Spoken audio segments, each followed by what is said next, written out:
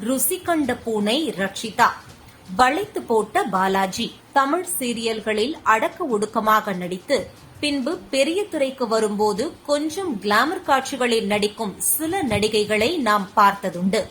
சின்ன திரையிலிருந்து பெரிய திரைக்கு போன பல நடிகைகள் பட வாய்ப்புகளுக்காக கிளாமராக நடிக்க ஒத்துக்கொண்டதும் உண்டு. பட வாய்ப்புகளுக்காக கிளாமராக நடிக்க ஒத்துக்கொண்டதும் உண்டு.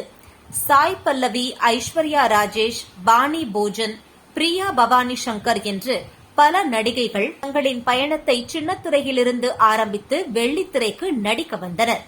முதல் படத்தில் கேரக்டர் ஆர்டிஸ்டுகளாகவும் குணச்சித்திர கதாபாத்திரங்களோடும் நடிக்க ஆரம்பித்த இந்த நடிகைகள் தேவைப்படும் அளவிற்கு கிளாமர் காட்டினர்.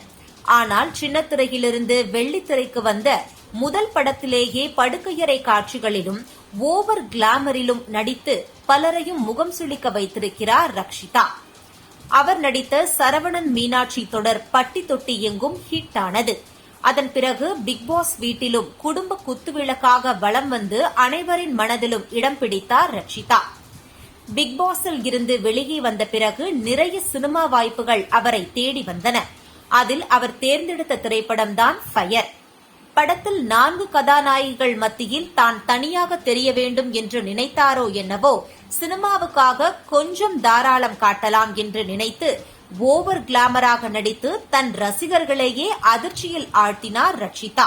பாப்புலாரிட்டிக்காகவும் அதிக சம்பளத்திற்காகவும் இதுபோன்று கிளாமராக அவர் நடித்திருக்கிறார் என்று பல சோசியல் மீடியாக்களில் செய்திகள் அவரை சுற்றி வலம் வந்தன.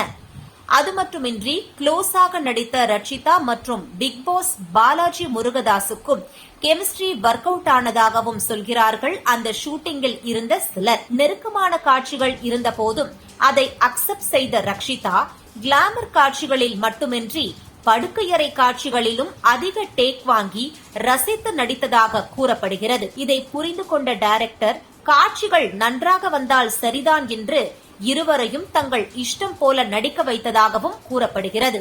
ஷூட்டிங் முடிந்த பிறகும் ரட்சிதா மற்றும் பாலாஜி முருகதாஸ் வெளியிடங்களில் தொடர்ந்து சந்தித்து தங்கள் காதலை வளர்த்து வருவதாகவும் சொல்லப்படுகிறது.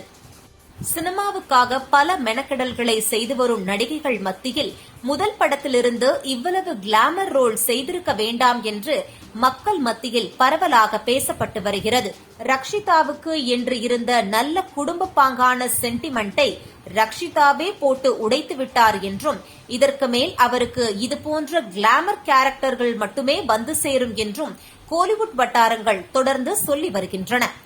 மேலும் கணவனை பிரிந்து வாழும் ரக்ஷிதா உடன் நடிக்கும் பாலாஜி முருகதாசுடன் நெருக்கமாகவும் பல இடங்களுக்கு ஒன்றாகவும் சென்று வருவது இருவரும் காதலிப்பதாகவும் சொல்லப்பட்டு வருகிறது.